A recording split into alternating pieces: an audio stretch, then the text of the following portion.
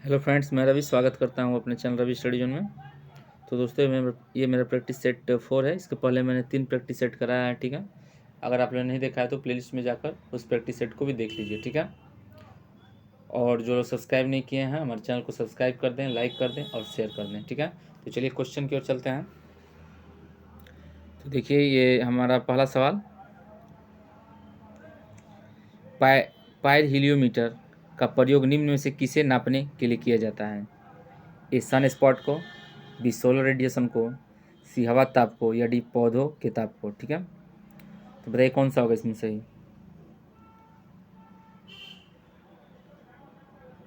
तो इसमें होगा आपका option be the right answer, solar radiation को, ठीक है। और जो देखिए, यह तापमापी हमारे स्टीफन के नियम पर आधारित है। चलिए नेक्स्ट देखिए, कर्म कारक की विभक्ति से युक्त वाक्य निम्नलिखित विकल्पों में से चुनिए, ठीक है। ए राम को लेख लिखना है, बी माँ ने बच्चे को दूध दिया, सी लड़की चित्र को समझ रही थी, या डी रविवार को हमारा अवकाश रहता है। कर्म कारक की विभक्ति से युक्त वाक्य कौन सा है, बताइए। तो इसमें कौन सा होगा कर्म कारक की विभक्ति से युक्त वाक्य? तो इसमें होगा आपका ऑप्शन सी, लड़की चित्र को समझ रही थी, ठीक है। आगे देखिए, वहाँ कौन खड़ा है, वाक्य में सर्वनाम का भेद है, ठीक है। वहाँ कौन खड़ा है, वाक्य में सर्वनाम का कौन सा भेद होगा? 4 ऑप्शन में बताइए। पुरुषवाचक सर्वनाम, प्रश्नवाचक सर्वनाम, अनिश्चयवाचक सर्वनाम या निश्चयवाचक सर्वनाम। वहाँ कौन खड़ा है, ठीक है। तो कौन सा होगा? तो देखिए, इसमें होगा आपका ऑप्शन बी, प्रश्नवाचक सर्वनाम, क्योंकि अभी क्लियर नहीं है कि कौन खड़ा है, ठीक है। अगर निश्चित रहता तो हम कहते निश्चयवाचक सर्वनाम, ठीक है। और यहाँ पे प्रश्न का बोध हो रहा है, तो हम यहाँ पर प्रश्नवाचक सर्वनाम को सही करेंगे, ठीक है। देखिए, प्रश्न को बोध कराने वाले सर्वनाम को प्रश्नवाचक सर्वनाम कहते हैं, ठीक है। प्रश्नवाचक सर्वनाम किसे कहते हैं? तो प्रश्न का बोध कराने वाले सर्वनाम को प्रश्नवाचक सर्वनाम कहते हैं। इसका उदाहरण आप कौन किया, ईटीसी है, ठीक है। और देखिए, जो पुरुषवाचक सर्वनाम है, पुरुष या स्त्री के स्थान पर प्रयुक्त होने वाले नाम को पुरुषवाचक सर्वनाम कहते हैं, ठीक है। पुरुषवाचक सर्वनाम किसे कहते हैं? तो पुरुष या स्त्री के स्थान पर प्रयुक्त होने वाले नाम को पुरुषवाचक सर्वनाम कहते हैं। इसका एग्जाम्पल होता है मैं, तुम, वह, ठीक है। मैं, तुम, वह, ये सब किसके एग्जाम्पल हैं? पुरुषवाचक सर्वनाम के। और प्रश्नवाचक के कौन थे? तो कौन, क्या, ठीक है। अब कौन सा है हमारा? देखिए, अनिश्चयवाचक सर्वनाम। तो देखिए, अनिश्चित व्यक्ति या पदार्थ का बोध कराने वाले सर्वनाम को अनिश्चयवाचक सर्वनाम कहते हैं, ठीक है। किससे कहते हैं? तो अनिश्चित व्यक्ति या पदार्थ का बोध कराने वाले सर्वनाम को अनिश्चयवाचक सर्वनाम कहते हैं, ठीक है। जैसे कि कोई, ठीक है, कोई या कुछ, ये आपका किस में आएगा? अनिश्चयवाचक सर्वनाम में आएगा। कोई, कुछ अनिश्चयवाचक सर्वनाम में आएगा, ठीक है। अब आपका फोर्थ है निश्चयवाचक सर्वनाम, ठीक है। इसमें देखिए, वस्तु के निश्चय का बोध कराने वाले सर्वनाम को निश्चयवाचक सर्वनाम कहते हैं। इसका आपका उदाहरण होता है यह, वह, यह, वह, ठीक है। ये आपका निश्चयवाचक सर्वनाम होता है। तो समझ में आ गया? आपका सर्वनाम क्लियर हो गया। आगे देखिए, जंगल शब्द का पर्यायवाची क्या होगा? ए प्रमोद, बी विश्रांति, सी कांतार, डी दीव, ठीक है। जंगल शब्द का पर्यायवाची इनमें से कौन सा होगा, बताइए। इसमें आपका सही होगा ऑप्शन सी, कांतार, ठीक है। ये जंगल शब्द का पर्यायवाची होगा। चलिए नेक्स्ट देखिए, जो अवयव वाक्य में किसी शब्द के बाद लगाकर उसे विशेष बल प्रदान करते हैं उन्हें कहते हैं। ठीक है, जो अवयव वाक्य में किसी शब्द के बाद लगाकर विशेष बल प्रदान करते हैं उन्हें क्या कहते हैं? जो शब्द के बाद लगाकर, ठीक है, ए प्रत्यय, बी निपात, सी उपसर्ग, डी विकारी शब्द। जो अवयव वाक्य में किसी शब्द के बाद लगाकर उसे विशेष बल प्रदान करने क्या कहते हैं? तो क्या होगा इसमें? तो इसमें होगा आपका ऑप्शन बी निपात। ठीक है, चलिए नेक्स्ट देखिए। जो शब्दांश शब्द के पीछे जुड़कर अर्थ में परिवर्तन लाते हैं वह क्या कहलाते हैं? ठीक है, जो शब्दांश शब्द के पीछे जुड़कर अर्थ में परिवर्तन लाते हैं वे क्या कहलाते हैं? ए प्रत्यय, बी उपसर्ग, सी संधि, डी निपात। क्या होगा इसमें? तो इसमें होगा आपका ऑप्शन ए प्रत्यय। देखिए दोनों क्वेश्चन में कन्फ्यूज़न हो सकता है। ठीक है, तो आप देखिए डिफरेंस क्या है दोनों में। देखिए पहला क्या है कि आपका जो अवयव वाक्य में किसी शब्द के बाद लगाकर उसे विशेष बल प्रदान करते हैं उन्हें क्या कहते हैं? ठीक है, तो यहाँ पर आपका हो जाएगा निपात। ठीक है, लेकिन जो शब्दांश यहाँ पे अवयव वाक्य में था, यहाँ पे देखिए जो शब्दांश शब्द के पीछे जुड़कर अर्थ में परिवर्तन लाते हैं, यहाँ पे गलती लिखा हुआ है, यहाँ पे लाते होंगे, परिवर्तन लाते हैं वो क्या कहलाते हैं? तो आपके प्रत्यय कहलाते हैं। ठीक है, प्रत्यय। क्लियर है? चलिए आगे देखिए।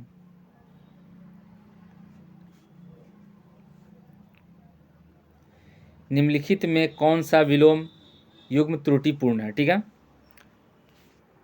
ए अपेक्षा उपेक्षा, बी अग्रज अनुज, सी उन्नत अवगत, या डी आदान प्रदान। निम्न में से कौन सा विलोम युग त्रुटिपूर्ण है? तो कौन सा होगा इसमें?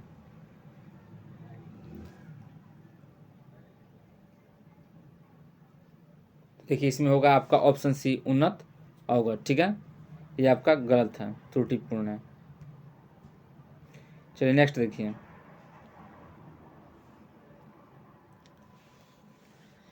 समाचार सुनकर उसके होश उड़ गए। वाक्य में प्रयुक्त होश शब्द का बहुवचन में प्रयोग किस विशेष स्थिति में हुआ है? उपयुक्त विकल्प चुनिए। ठीक है, ए अभिमान या अधिकार सूचक शब्द के रूप में, बी आधारार्थक बहुवचन के रूप में, सी विशेष शब्द जो सदैव बहुवचन में प्रयुक्त होते हैं, या डी समुदाय सूचक शब्द के रूप में। ठीक है, तो क्वेश्चन क्या कह रहा है? समाचार सुनकर उसके होश उड़ गए। वाक्य में प्रयुक्त होश, जो ये वाक्य में प्रयुक्त होश है, होश शब्द का बहुवचन में प्रयोग किस विशेष स्थिति में हुआ है? ठीक है, उपयुक्त विकल्प चुनिए। तो क्या होगा इनमें से?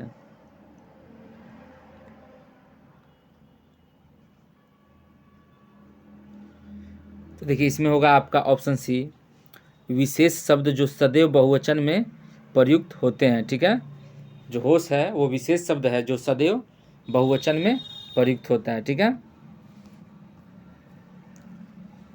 आगे देखिए। जानबूझकर विपत्ति में पड़ना अर्थ निम्नलिखित विकल्पों में से किस मुहावरे का है? ठीक है, जानबूझकर विपत्ति में पड़ना। ए ओखली में सिर देना, बी आसमान से गिरकर खजूर में अटकना, सी आस्तीन में सांप पालना, या डी आसमान टूट पड़ना। ठीक है, तो कौन सा होगा? जानबूझकर विपत्ति में पड़ना क्या होगा? इसमें होगा आपका ऑप्शन है ओखली में सिर देना। ये शायद आपको पता भी होगा। आगे देखिए। कुछ तत्सम शब्दों को 4 वर्गों में विभक्त किया गया है। प्रत्येक वर्ग में एक शब्द तत्सम नहीं है, उसका चयन कीजिए। ठीक है, देखिए कुछ तत्सम शब्दों को 4 वर्गों में विभक्त किया गया है। ठीक है, प्रत्येक वर्ग में एक तत्सम शब्द नहीं है, उसका चयन करना। मन तत्सम नहीं है चारों में से कौन सा तत्सम नहीं है? 3 तत्सम है और एक चौथा तत्सम नहीं है। तो 21 नंबर में देखिए कौन सा होगा ये? कौन सा इसमें तत्सम नहीं है? तत्सम नहीं है यानी कि तत्भव है। तो तत्भव कौन हो सकता है? चंचू, चोर, चतुष्पद या चतुर्थी? इसमें तत्भव कौन हो सकता है? तत्सम नहीं है तो तत्भव होगा। तो इसमें होगा आपका ऑप्शन सी, ये आपका तत्सम शब्द नहीं है। ठीक है, आगे देखिए 22 नंबर में वही करना है। तो बताइए इसमें तत्सम शब्द कौन नहीं है? ए तृण, बी त्रयोदश, सी तपस्वी, डी तिवारी। कौन सा शब्द तत्सम नहीं है? इसमें होगा आपका डी तिवारी। तिवारी शब्द आपका तत्सम नहीं है। चलिए नेक्स्ट देखिए, इनमें से किस शब्द में प्रत्यय लगा हुआ है? ठीक है, प्रत्यय लगा हुआ है किस शब्द में? ए आलंबन, बी चिड़चिड़ाहट, सी अव्यवस्था, डी मनोविकार। तो बताइए इनमें से किस शब्द में प्रत्यय लगा हुआ है?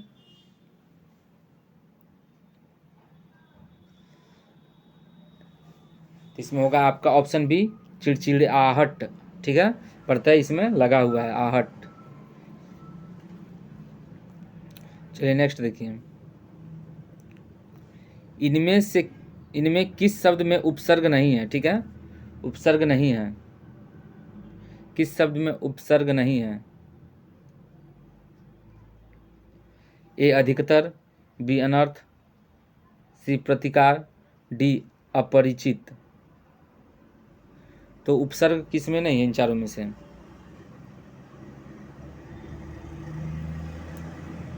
उपसर्ग नहीं है।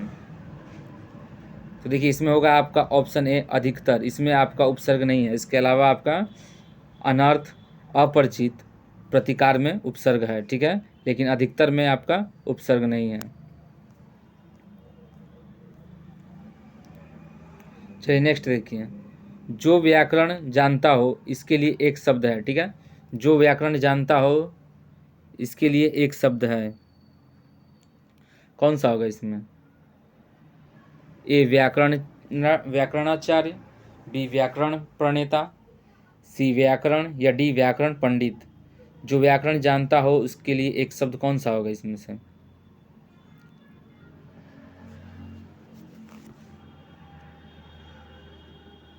इसका आंसर होगा आपका सी व्याकरण। ठीक है, ये जो व्याकरण सब जानता हो उसके लिए शब्द है व्याकरण। क्लियर? चलिए नेक्स्ट देखिए, किस शब्द में हार प्रत्यय नहीं है? ठीक है, हार प्रत्यय नहीं है। इन चारों में से किस शब्द में हार प्रत्यय नहीं है? ए लुहार, बी खेवनहार, सी जाननहार या डी पालनहार। किस शब्द में हार प्रत्यय के रूप में प्रयोग नहीं किया गया है?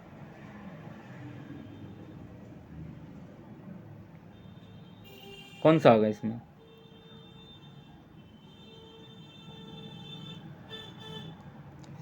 इसका आंसर होगा आपका ऑप्शन ए। ऑप्शन में ये लुहार में आपका जो हार है ये प्रत्यय के रूप में नहीं है। लुहार अपना खुद का शब्द है लुहार, इसमें प्रत्यय नहीं जोड़ा गया है। जबकि जाननहार इसमें प्रत्यय हार जोड़ा गया है, पालनहार इसमें हार जोड़ा गया है और खेवनहार इसमें भी हार जोड़ा गया है। ठीक है, लेकिन लुहार में हार नहीं जोड़ा गया है। ठीक है, आगे देखिए, निम्नलिखित में पुत्री शब्द के पर्यायवाची शब्द समूह कौन से हैं? ठीक है, निम्नलिखित में पुत्री शब्द के पर्यायवाची शब्द समूह कौन है?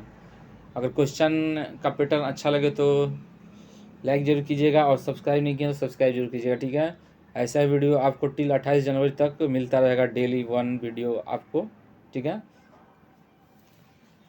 तो बताइए इनमें निम्नलिखित में से पुत्री शब्द के पर्यायवाची शब्द समूह कौन है? कौन सा होगा इसमें?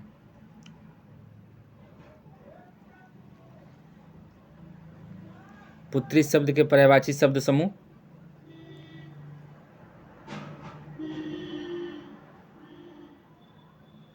इसमें होगा आपका डी तनया, आत्मजा, दुहिता, तनुजा। ये चारों आपके पुत्री शब्द के पर्यायवाची शब्द हैं, ठीक है। आगे देखिए, प्रौढ़ का सही संधि विच्छेद है, ठीक है। तो कौन सा होगा इसमें? प्राधन उड़, बी प्रधन उड़, सी प्रधन ढ, या डी प्रधन और, ठीक है। प्रौढ़ का सही संधि विच्छेद कौन सा है?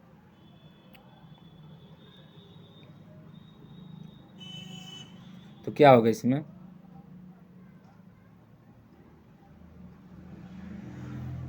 तो देखिए इसमें होगा आपका ऑप्शन बी प्रधन उड़, ठीक है। प्रौढ़ का होगा प्रधन उड़, ठीक है। Option B is the right answer. चलिए नेक्स्ट देखिए,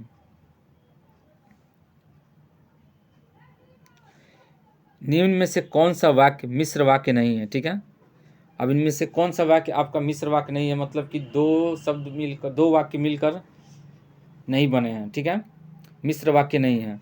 ए मैंने एक पुस्तक खरीदी जो नई है। बी यह वही बच्चा है जिसे बैल ने मारा। सी एक विज्ञान गोष्ठी हुई जिसमें अनेक वक्ता बोले। या डी वह परिश्रमी ही नहीं वर्ण ईमानदार भी है। तो मिश्र वाक्य कौन नहीं है इन चारों में से? तो देखिए इसमें आपका होगा ऑप्शन सी, ये आपका मिश्र वाक्य नहीं है। एक विज्ञान गोष्ठी हुई जिसमें अनेक वक्ता बोले, ये आपका मिश्र वाक्य नहीं है। इसके अलावा आपके तीनों ये मिश्र वाक्य हैं, ठीक है। आगे देखिए, योगदान में कौन सा समास है? ए बहुव्रीहि, बी अविभाव, सी तत्पुरुष, या डी कर्मधारय, ठीक है। तो योगदान में कौन सा समास है? 21 नंबर योगदान में बताइए कौन सा समास है? कौन सा समास होगा योगदान में? इसमें होगा आपका कर्मधारय समास, ठीक है। देखिए जिस समास के विशेष से विशेषण अथवा उपमा उपमेय का संबंध हो उसे कर्मधारय समास कहते हैं, ठीक है। तो योगदान आपका कर्मधारय समास है, ठीक है। आगे देखिए, दूसरा खेलो इंडिया नेशनल विंटर गेम्स का आयोजन कहाँ किया गया? दूसरा खेलो इंडिया नेशनल विंटर गेम्स का आयोजन कहाँ किया गया है? ए गंगटोक, बी देहरादून, सी गुलमर्ग, या डी डलहौजी, ठीक है। तो इसका आंसर होगा आपका ऑप्शन सी गुलमर्ग, ठीक है। दूसरा खेलो इंडिया नेशनल विंटर गेम्स का आयोजन गुलमर्ग में किया गया, ठीक है। आगे देखिए, किसे संयुक्त राष्ट्र गुडविल एम्बेसडर बनाया गया है, ठीक है। संयुक्त राष्ट्र गुडविल एम्बेसडर किसे बनाया गया है? ए ग्लाइम संगे चोडेन वांगचुक, बी नतालिया ओडियानोवा, सी दिया मिर्जा, या डी एम निथरा, ठीक है। संयुक्त राष्ट्र गुडविल एम्बेसडर किसे बनाया गया है? इसका आंसर होगा आपका ऑप्शन बी नतालिया ओडियानोवा, ठीक है। ये आपके संयुक्त राष्ट्र गुडविल एम्बेसडर इन्हें ही बनाया गया, ठीक है। आगे देखिए, नेक्स्ट क्वेश्चन, फोर्ब्स इंडिया द्वारा सबसे प्रभावशाली एक्टर्स की सूची में किस अभिनेत्री को प्रथम स्थान प्राप्त हुआ है, ठीक है। फोर्ब्स इंडिया द्वारा सबसे प्रभावशाली एक्टर्स की सूची में किस अभिनेत्री को प्रथम स्थान प्राप्त हुआ है? ए रश्मिका मंदाना, बी रानी मुखर्जी, सी माधुरी दीक्षित, या डी करिश्मा कपूर। तो बताइए कौन सा होगा इसमें? तो इसमें होगा आपका ए रश्मिका मंदाना, ठीक है। ये साउथ इंडियन की जो साउथ में फिल्म बनते हैं साउथ इंडियन, उधर की हीरोइन है रश्मिका मंदाना। आगे देखिए, अंतर्राष्ट्रीय ग्रामीण महिला दिवस किस दिन मनाया जाता है? ठीक है, अंतर्राष्ट्रीय ग्रामीण महिला दिवस किस दिन मनाया जाता है? ए 10 जनवरी, बी 12 मार्च, सी 20 अप्रैल या डी 15 अक्टूबर। ठीक है, अंतर्राष्ट्रीय ग्रामीण महिला दिवस किस दिन मनाया जाता है? तो इसका आंसर होगा आपका डी 15 अक्टूबर। ठीक है, 15 अक्टूबर को अंतर्राष्ट्रीय ग्रामीण महिला दिवस मनाया जाता है। आगे देखिए,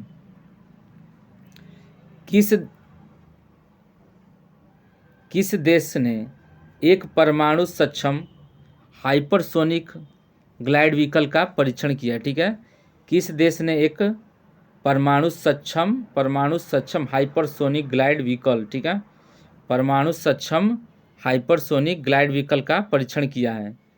ए भारत, बी बांग्लादेश, सी चीन, डी रूस। तो बताइए कौन सा होगा इसमें? परमाणु सक्षम हाइपरसोनिक ग्लाइड व्हीकल का परीक्षण किया है, तो इसमें होगा आपका ऑप्शन सी, चीन ने किया है। ठीक है, चलिए नेक्स्ट देखिए।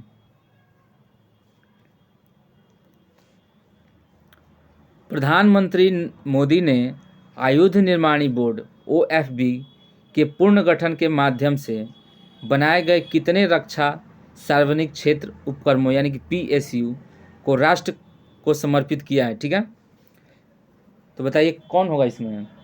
ये क्वेश्चन बोल रहा है कि प्रधानमंत्री नरेंद्र मोदी ने आयुध निर्माणी बोर्ड यानी कि OFB के पुनर्गठन के माध्यम से बनाए गए कितने रक्षा, मतलब कि OFB के माध्यम से बनाए गए कितने रक्षा सार्वजनिक क्षेत्र उपक्रमों, ठीक है, यानी कि PSU को राष्ट्र को समर्पित किया है? ए 10,